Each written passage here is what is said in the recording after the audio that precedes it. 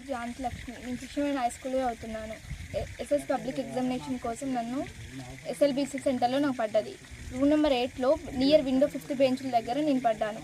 అక్కడ ఉన్న ఒకసేపు అయిన మేడం ఓఎంఆర్ షీట్ అని క్వశ్చన్ పేపర్ ఇచ్చిన తర్వాత ఒక అన్ఎక్స్పెక్టెడ్ వ్యక్తి వచ్చి ఆ ఫోటో తీసుకోవడం జరిగింది. అది ఆ టైంలో ఎలా జరిగిందో భయపెట్టించింది, నన్ను బాగా భయపెట్టించి ఆ టైంలో నాకు ఏం చేయాలో కూడా అర్థం కాలేదు. అర్థం కాని ఫోటో తీసుకుని వెళ్ళారు. ఆ తర్వాత నేను తెలుగు ఎగ్జామ్ రాసుకుని రాగానే ఇంటికి వచ్చిన 1-2 అవర్స్ లోపల పోలీసు వాళ్ళు వచ్చారు. నువ్వు మాల్ ప్రాక్టీస్ చేస్తావు, అది చేస్తావు అని చాలా మాట్లాడారు. అది చేయలేదు సార్.